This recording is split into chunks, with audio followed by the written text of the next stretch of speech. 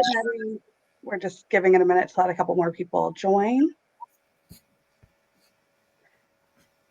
Okay, let's start. So, hey, everybody, I'm Rachel at PTO Today, and let me just say, I'm super excited to have the team at Get Moving Fundraising join us for the next 20 or so minutes to talk school fundraising trends for 2025.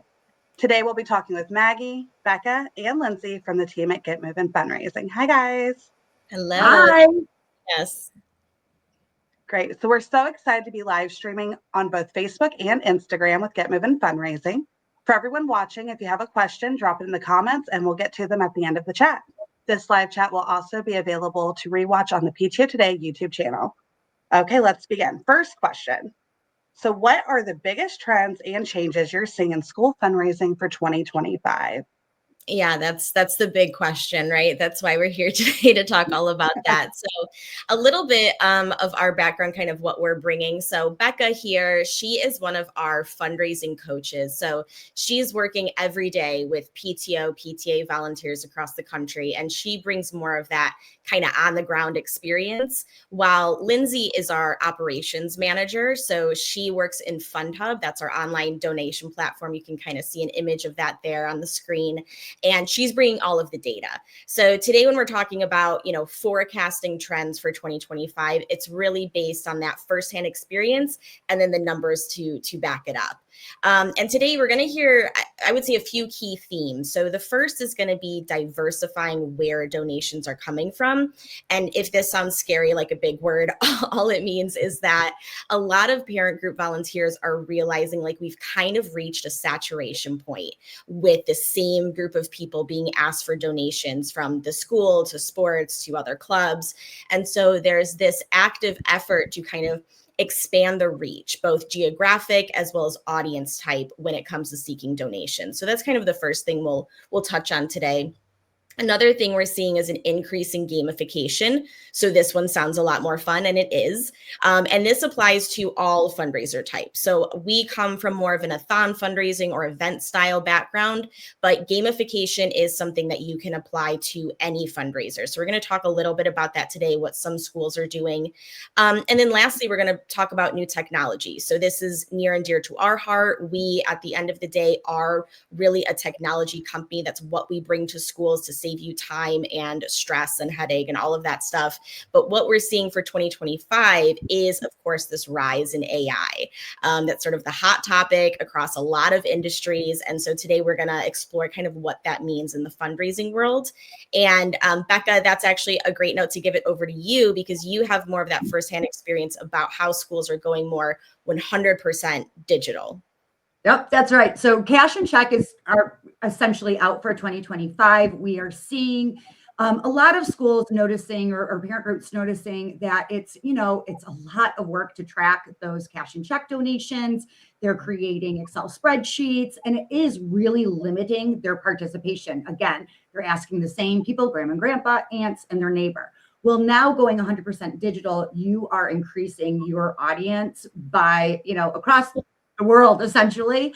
And, typically it's really easy to keep those tracked. Typically, if you are using an online system, they're going to report all of those donations for you. And let's face it, parents want to, utilize their phone for everything and make it really easy. So, get rid of those cash and checks and doing everything 100% digital. Mm-hmm. Yeah. And kind of to go off of that, Becca, another way that helps these schools go 100% digital is something that Get Moving provides, and that's student web pages. Getting away from those pledge packets and being able to utilize technology to increase that reach. So as you can see on the screen here, you see that students without a web page are raising an average of $58, and then when you do have a web page,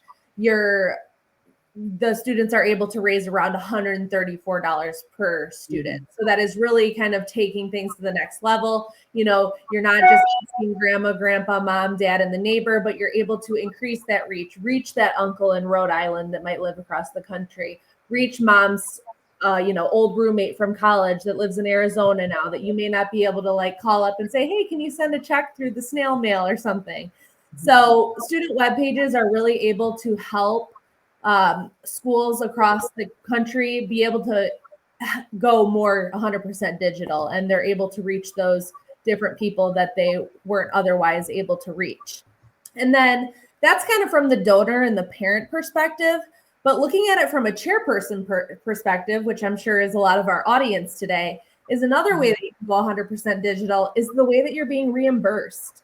At Get Movin', we are able to provide faster fund distribution now through ACH transfers rather than having paper check through the mail. So this is able to help those schools that, might need that funding right away, get their money within, 3 to 5 business days rather than having that paper check go through the snail mail. And we are now seeing that 77% of schools are now using ACH to get funds deposited directly. And that's ensuring a faster payout and quicker reinvestment into the school experience. Right. So Rachel, as we said, we get both kind of the firsthand account from Becca, and then Lindsay, of course, brought in all those beautiful numbers, which all of the PTO treasurers are like, yes, bless. Thank you. Send me the money sooner rather than later. But I think the primary takeaway, when we're talking about forecasting trends for 2025, it's looking at the donation process itself. It plays a huge role in your success. Again, no matter what kind of fundraiser you're hosting for your school. So we are going to talk, of course, about, event types and incentives. Those are fun. Those are awesome. We want to touch on those. But if you're trying to raise more, you need to look at kind of that core question of what are the most profitable fundraisers doing? How are they bringing in money? How are they tracking that money? And then how is it being reimbursed and then allocated? Perfect. So what are the most popular tools that schools are using to help fundraise right now?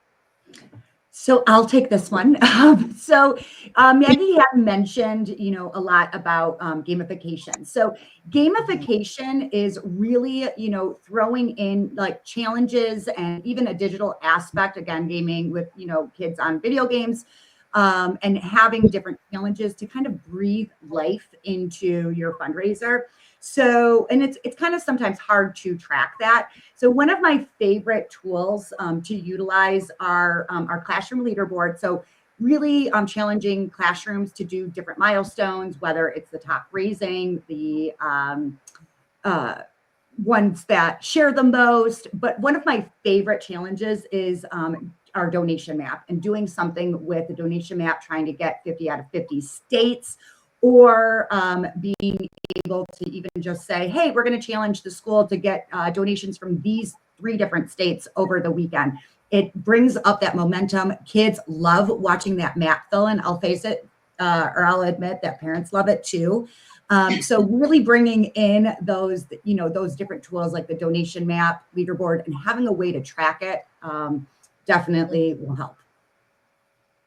Oh, and then another one that I am definitely seeing all over the place, and I'm talking about from creating promotions to doing logos to even coming up with like theme ideas, is utilizing AI.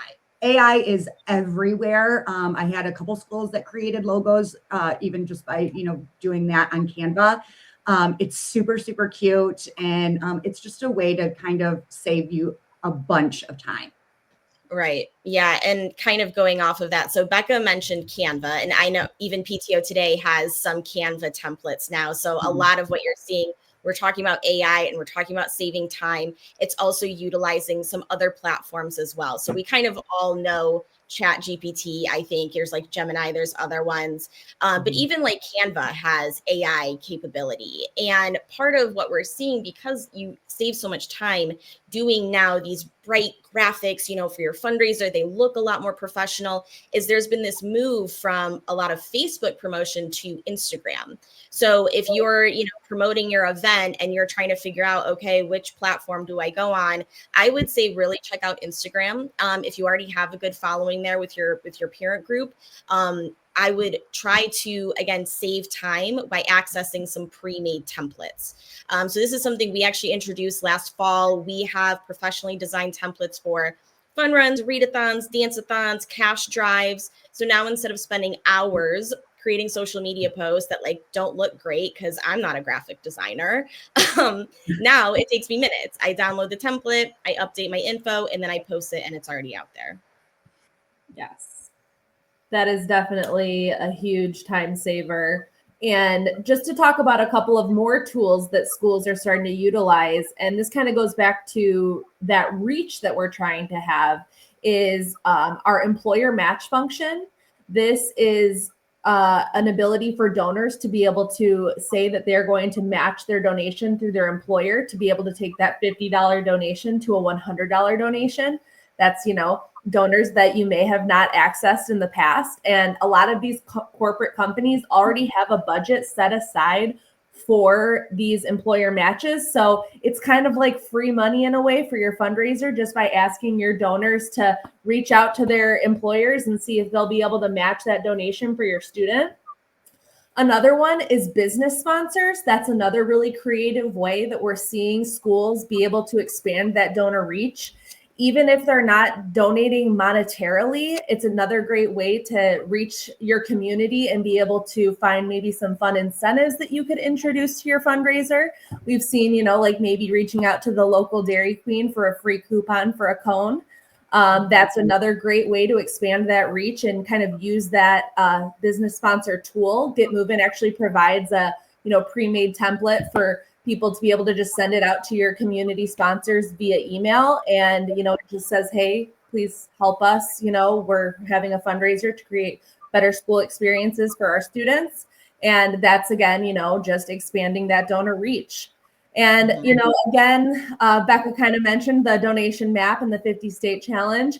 That is, a way to gamify, but it's also, expanding that donor reach. Maybe your school has never received a donation from Hawaii, but this year you guys can really take that challenge to say, this year we're going to get it. We're going to get all 50 states. And it not only does it create that community and expand your donor reach, but it's also a learning experience for the students. They're able to kind of have a little bit of a geography lesson while, raising money for their school and gamifying the fundraiser a little bit.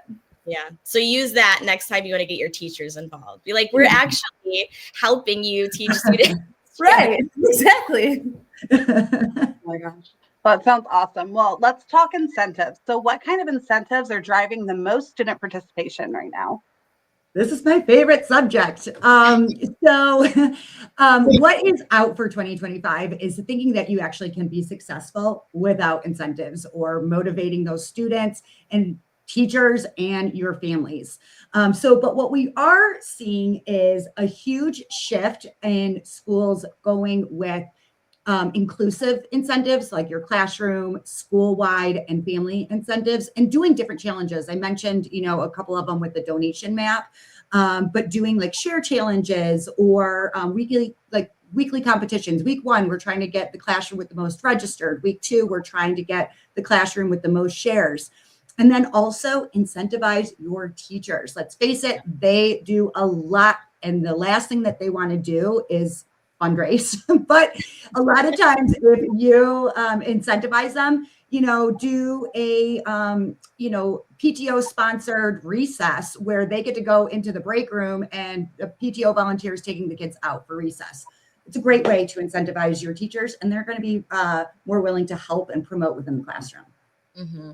And we actually, just a little plug here. So a couple of weeks ago, we had a teacher engagement webinar where Becca gave a few great ideas. If you're looking for more, if you're like, yeah, I got to incentivize my teachers, go to our YouTube page and watch that webinar because there's a lot more examples of that.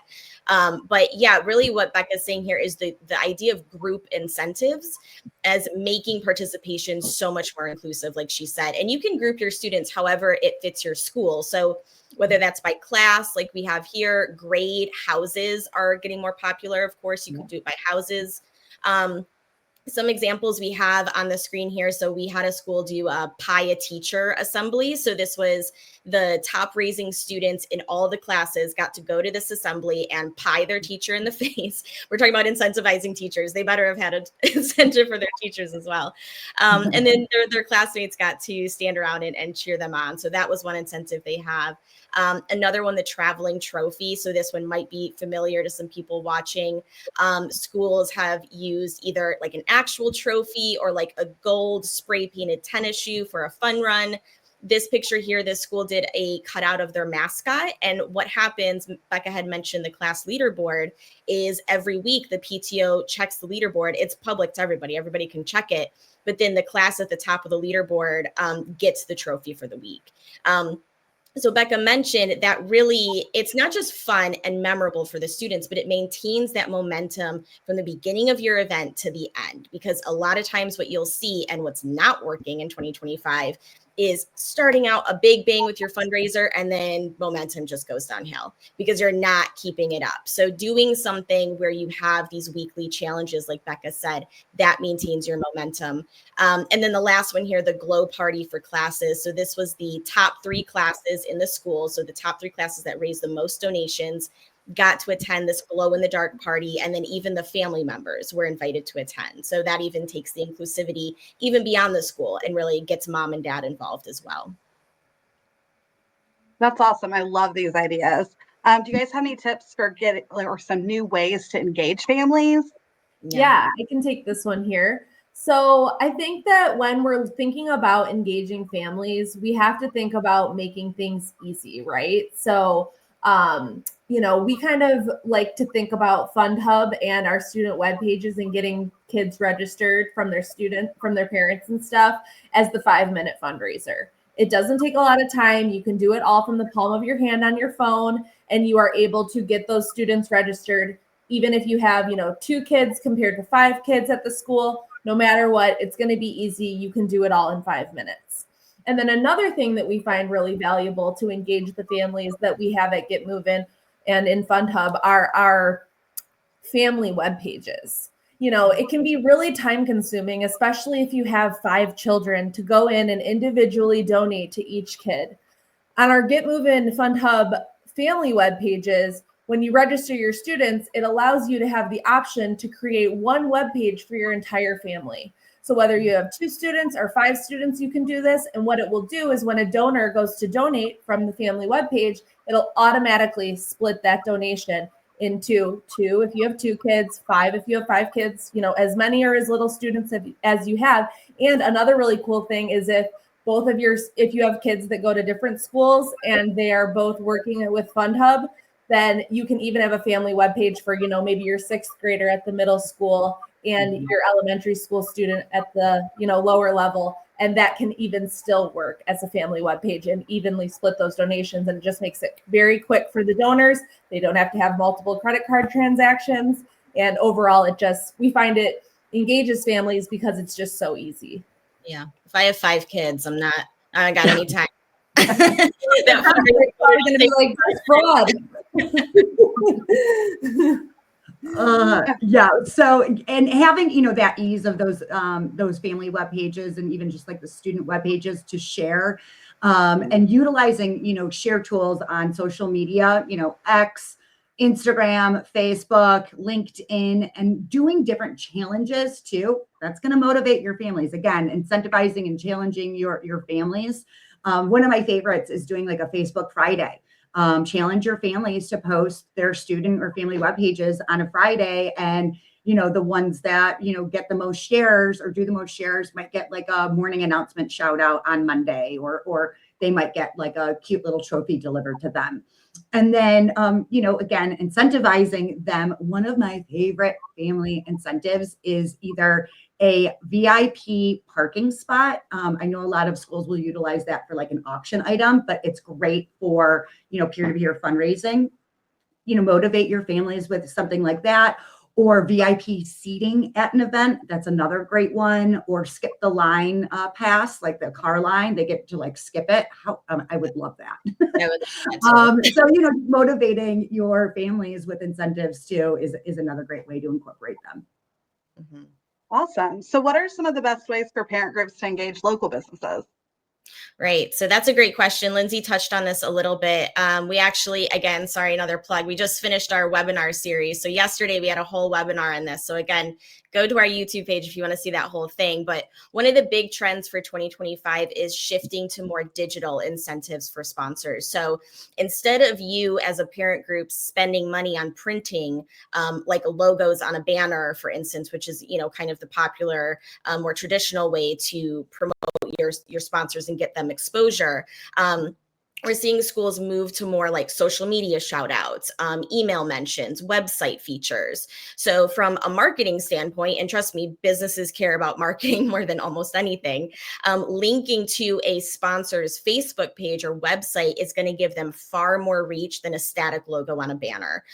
So that's one of the first things is sort of the digital sponsorship. And then with that also, you're not just tapping into like their community giving or like philanthropy budget, but then you're also moving it to a marketing opportunity. And that budget is going to be a whole lot bigger. So you're going to get bigger sponsorships and you're going to reach more businesses as well.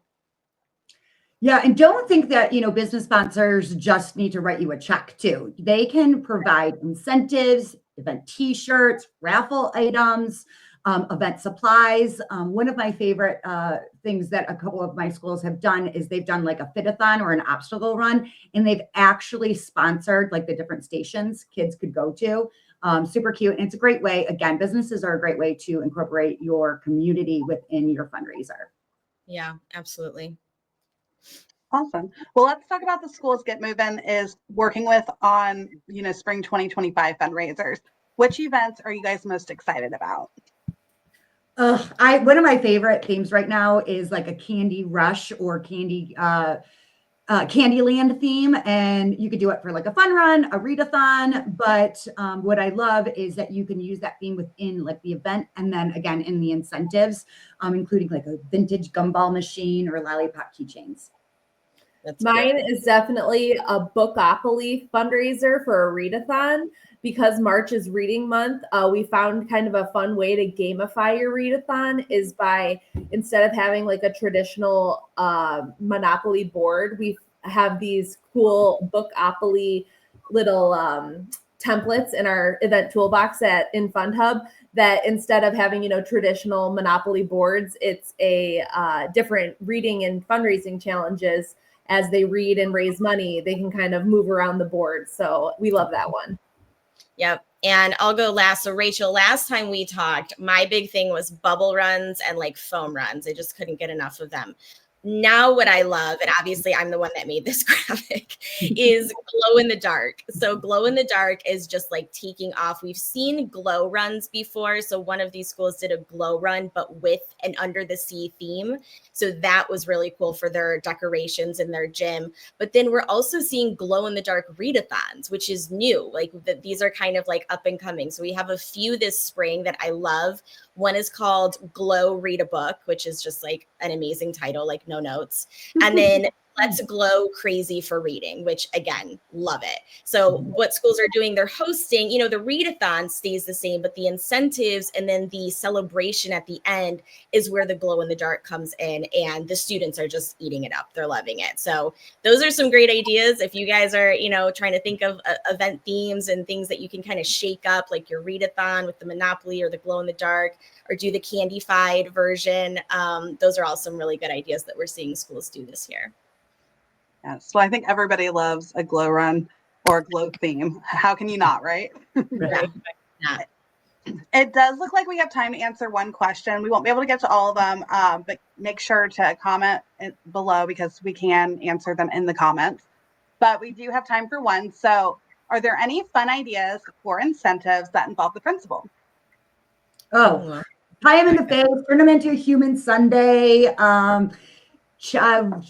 dye their beard, shave their head. Oh, principal on the roof. That's like another great one. Oh my gosh, list goes on. When you involve the principal to do something crazy and silly, putting them in the blow up costumes, like the T-Rex. Yeah. Love it. Love it. There's so roller many skating. They roller skate around the school for a day is fun.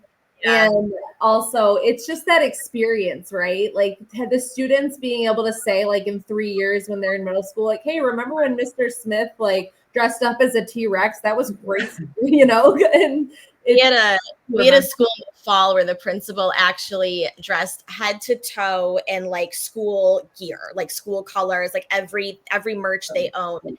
And then she was in a bed, that the bedding was also like custom, like with the mascot, and that was like in the courtyard. And so like as students were coming in, the principal was just like chilling out because they reached their school goal. So yeah, get your principals involved. So I think that's one takeaway. Your teachers and your principals, make them do something goofy, and then you're going to raise more money than you've ever raised before. For sure. Awesome. Well, guys, this has been so much fun. Thanks for all of your great ideas. And thank you everyone for watching. We'll be doing another live chat with Get Moving on April 30th, so make sure to stay tuned for details on that. And don't forget, you can also learn more about Get Moving at getmovingfundraising.com or find them on social at Get Moving Fundraising. Have a wonderful day. And thanks. Awesome. Thank you. Thank you Yeah. so much.